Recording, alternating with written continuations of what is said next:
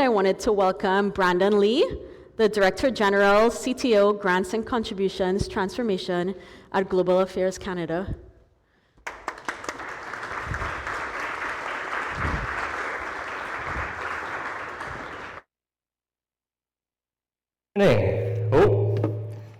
Good morning, everyone. It's really great to be here. Just a quick question. How many of you were up late last night watching the baseball game? Okay. I'm a big ball fan, so it's great to be in this city at this time. But it's an honor to be with all of you because I actually consider all of us part of the same team, kind of the same tribe. We're all trying to improve public sector using data and technology. So I'm Brandon Lee. I'm the Director General at Global Affairs, leading the Grants and Contributions Transformation Initiative. Before this, I served as Canada's Consul General to the United States, based in both San Francisco and Seattle, and I was Canada's former ambassador to Silicon Valley. I was appointed and served our country for almost 8 years during the Trump's first term, and I finished in Biden's administration. So you could say I've had a serious boot camp in staying agile through change. So before I begin, I'll start with just a few minutes to set the context. So Global Affairs Canada is one of Canada's larger federal departments. We have 13,000 staff in 180 missions and embassies in 112 countries. We traditionally manage between $5 to $6 billion in grants and contributions. And just so we're on the same page, grants and contributions are two vehicles for distributing funding. So grants typically are unconditional. Contributions have specific terms and accountabilities associated. But for simplicity, today I'll just refer to everything as grants. So our grants from Global Affairs Canada, the $5 to $6 billion, we fund 1,600 projects per year with this. And these projects cover everything from international assistance, international aid, peace and security programming, and even support to Canadian exporters. So my mandate is to lead the biggest reform at Global Affairs to re-engineer all of our business processes and to build a new enterprise system to manage all grants. So we're actually going from 0 to 1, where we largely currently manage all grants manually. We are 2.5 years into a 6-year project. So we're almost halfway. And we're about to launch our enterprise system starting this December incrementally for the next 3 years. And for these remarks, I'm going to focus on data, automation, and AI. But what we are doing is much more than that. It's a full culture change. Basically transforming how we manage the entire multi-billion-dollar portfolio. And since we're talking about money and distributing money, foundational to this culture change at Global Affairs is our attitude towards risk. So I was successful in obtaining Deputy Minister and ministerial approval to change our attitude towards risk from a risk-averse to a risk-aware approach. So we can embrace smart risks to maximize our impact. And we're building this new system using an agile methodology and also a product-based methodology so that we can stay nimble and address our users and even the recipients' needs.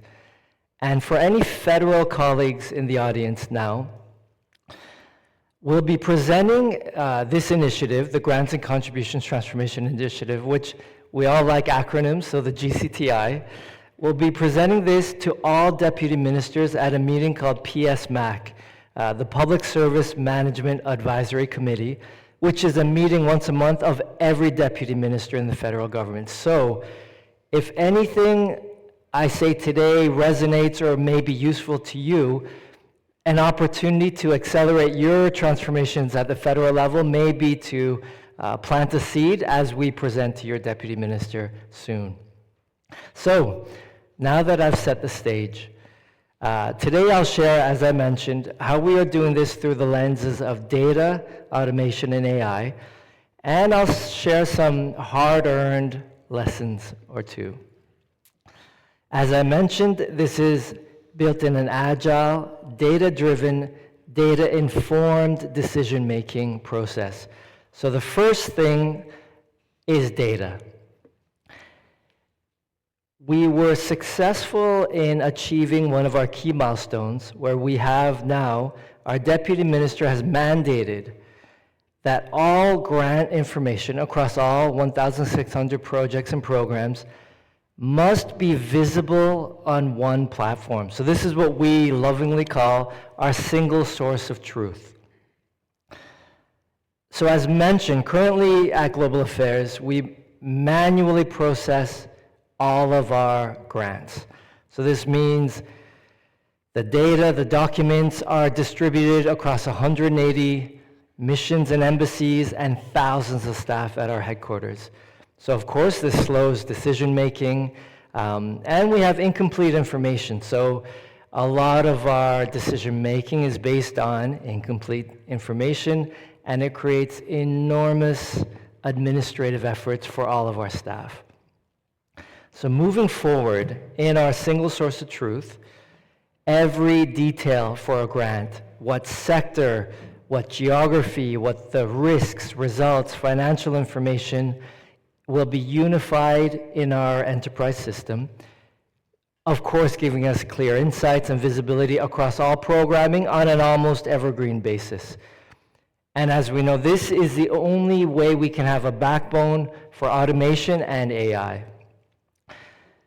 So, just a quick aside, I've met many managers and senior managers at Global Affairs and other departments who look at their messy, incomplete data sets and say, garbage in, garbage out. How many of you have heard garbage in, garbage out for your data?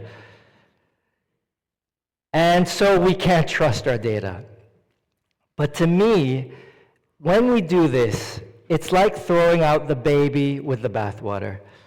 And all of us in this room, we're the parents to this baby. So we have to give it love and nurture and raise this baby. So cleaning up our data, making it better and better, bit by bit, until it's trustworthy. This is what we call one source of truth. And with that, I'll talk now about our automation efforts. We want to give our staff and all our applicants that want to access the $5 to $6 billion a year their time back. So, because we are manual, the opportunities for efficiencies are enormous. When you look at just the scale of Global Affairs, we have thousands of project officers managing thousands of projects, and so the scale becomes apparent very quickly.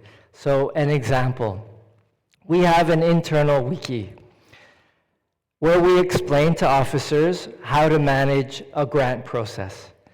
My staff looked at how many pages our internal wiki has on all the permutations and options on how to manage a grant, and it's over 3,000 pages. So you can imagine a newly hired officer straight out of university. How are they even going to begin to understand 3,000 pages organized probably in a very corporate way and a non-user-friendly way? So, with our automation, most of these 3,000 pages will actually become obsolete. Why? Because we're automating the process itself.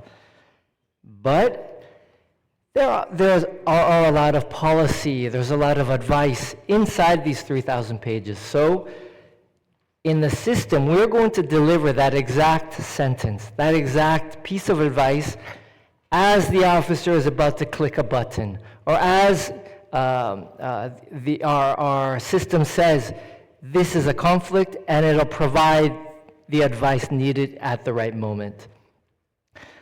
So with our early launches that we've already done in the past 2.5 years, we've saved over 350 hours per project. So this is weeks of work that we've already been able to measure. And as I mentioned, we're going from a risk-averse to a risk-aware culture at Global Affairs. And this automation supports that because now our officers can be freed from the administration and the searching for how to manage to providing value-added work, to working with applicants, to becoming more strategic.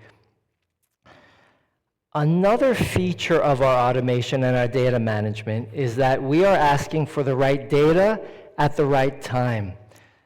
So some of you may have been the victims of Global Affairs processes in the past, but to be quite honest, we probably collect more information than we need or more information than we can even handle currently. And we collect that information always at the start of the process. So during the proposal or the contract negotiation, we ask for every permutation and scenario.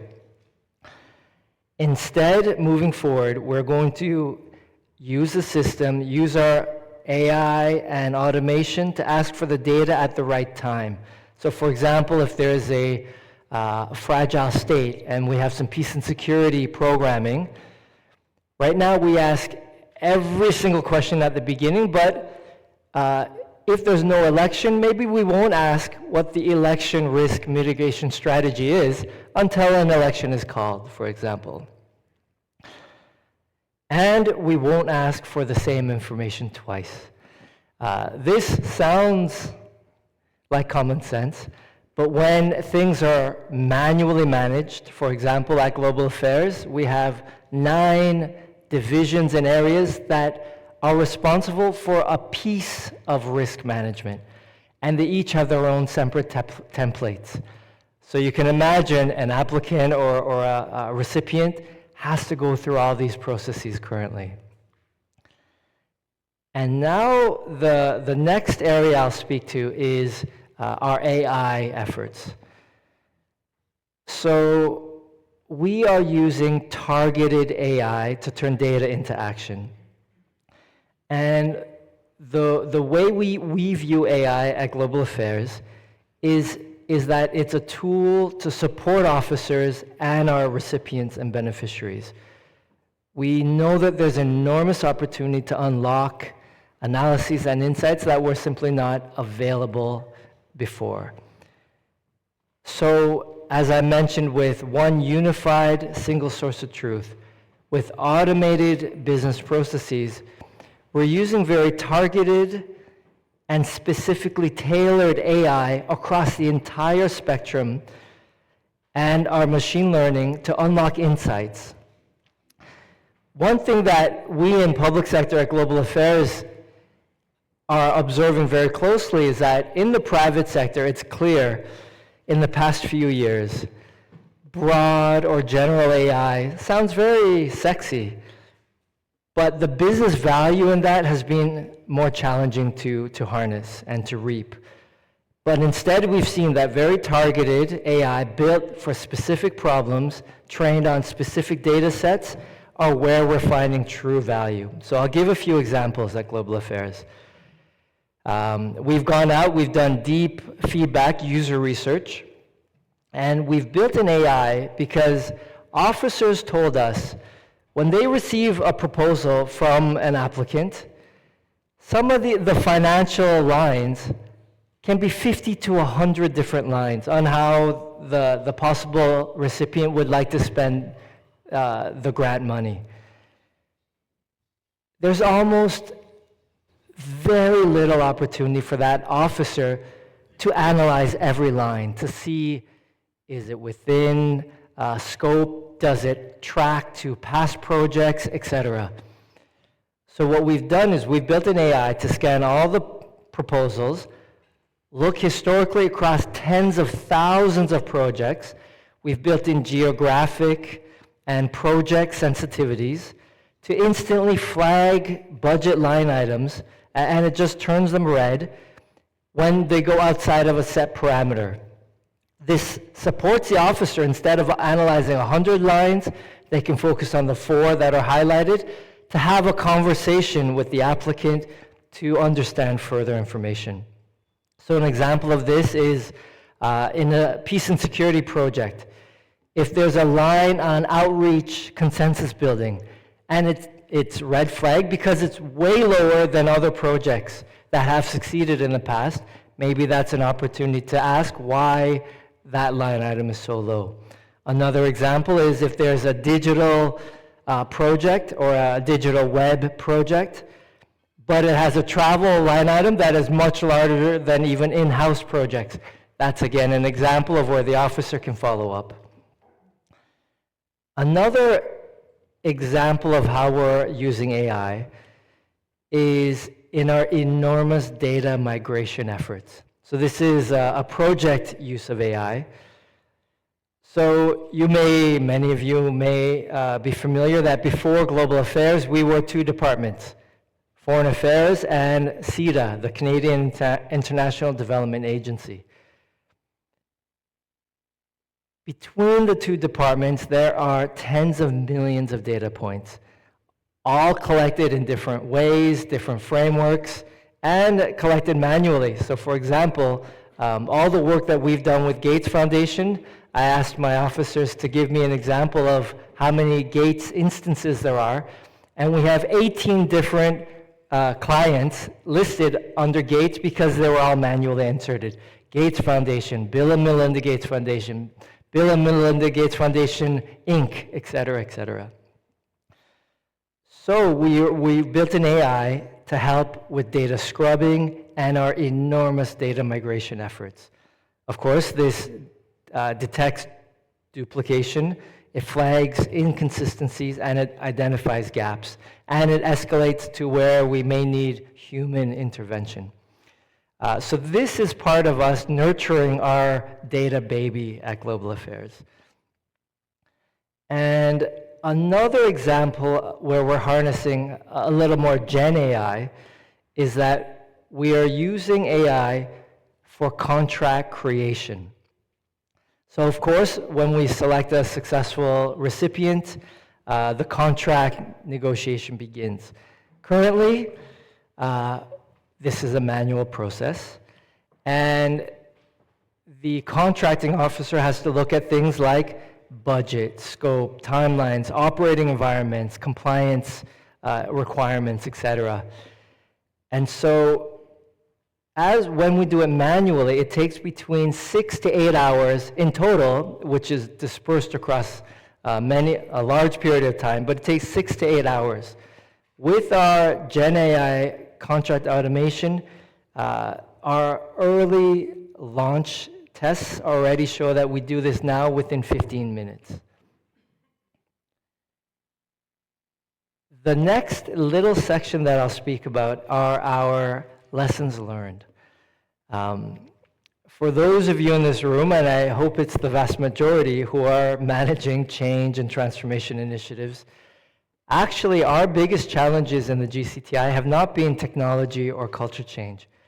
It's been navigating our bureaucracy for project management, governance, and talent management, and skills management.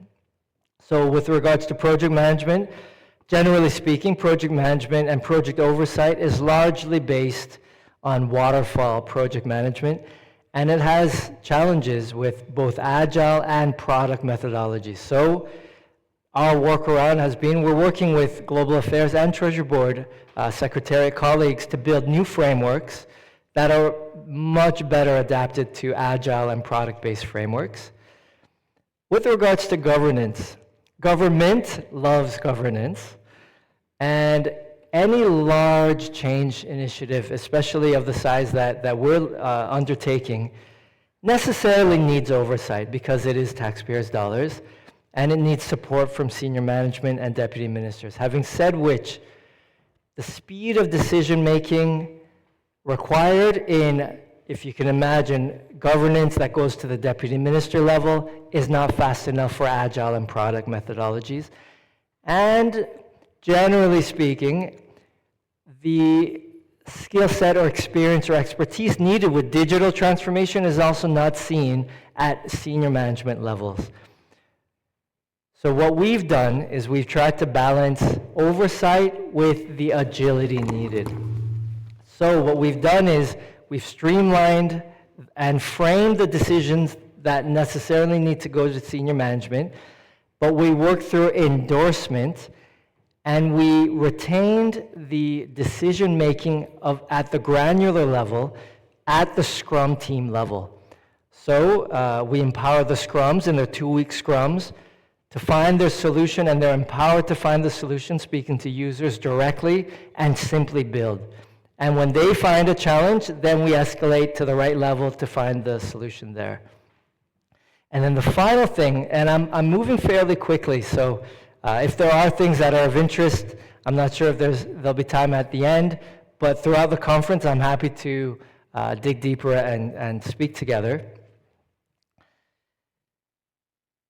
But the final thing is around talent and skill management. Clearly, everything I've mentioned requires skills that largely are weak or light at Global Affairs Canada and in the government in general. So skills in digital, data, agile, cyber, product, UI, UX, etc.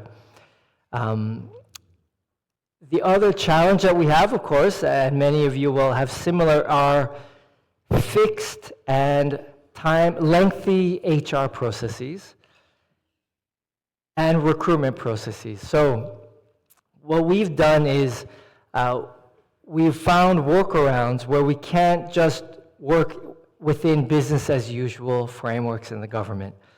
So we've leveraged a program called the Interchange Program, where we've built an interdisciplinary team. So I've brought people straight from private sector with product and agile experience, and even from beneficiaries. So I have a manager from Plan Canada, for example, on the team through the Interchange program. I've also received blanket exemptions from Human Resources, working with our Deputy Minister, to be first in line with all of the HR processes and security screening.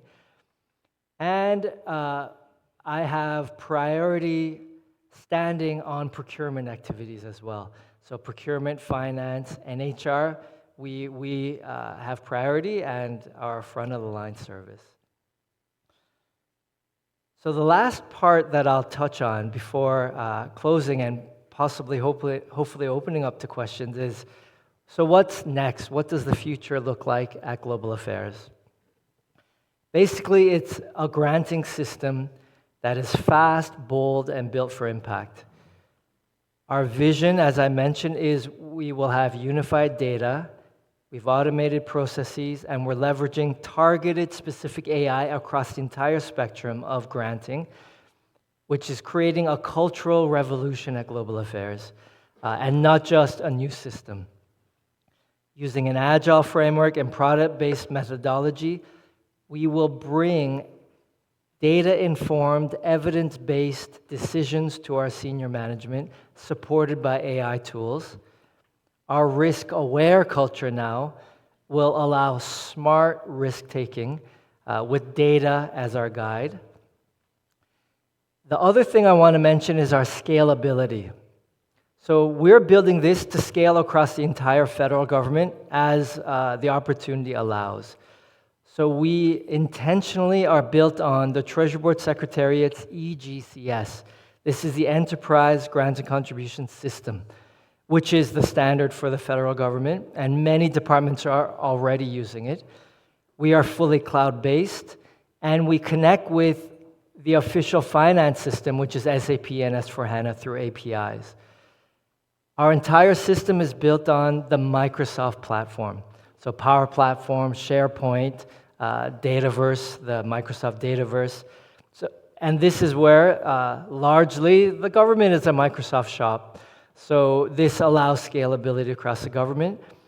And coming back to data, the future vision is that we will allow for citizen development. So empowering non-technical programs and officers to build their own program tools and workflows tailored to what they need. So, for example, the democratization of innovation, allowing programs to create personalized dashboards, their own automated reporting, their own specialized analytics apps without heavy IT involvement. An example of that, for example, is perhaps a peace and security program may wish to build their own interface to track possible terrorist affiliations. This we probably don't need to do with all 1,600 projects, so they can build that as long as it's aligned to our data framework and our data governance, we can allow citizen development. So with that, I see there are 6 minutes left. I'm very excited to see that Global Affairs has invested in this kind of innovation. It's been decades in the making. And as I mentioned, I'm happy to unpack some of these things throughout the next couple of days. And I love to make data the heart of Canada's public sector and bring our collective leadership and government innovation the pride of our countries, like the Toronto Blue Jays. Thank you.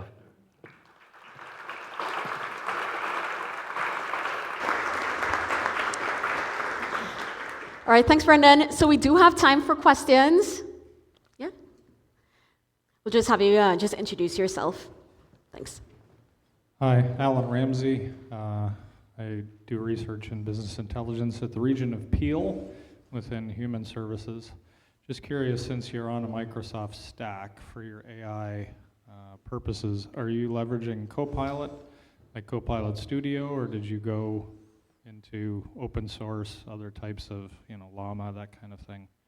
It's a great question. So yes, at Global Affairs, we've launched an enterprise Copilot.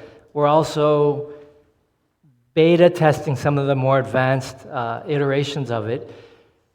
So broadly speaking, it is the Copilot that we're leveraging, but for specific AI, we are looking at procuring or using external already trained tools as well. So we have the flexibility, fortunately, to do both. Yeah, thanks for sharing. Any other questions? Hi there. Congratulations on getting your front-of-the-line status around a bunch of those admin processes. I know that really helps things move fast. But only one person can get that front-of-the-line status. Otherwise, you'll bump back to second. So any observations about how we can scale that rather than kind of exception handling it?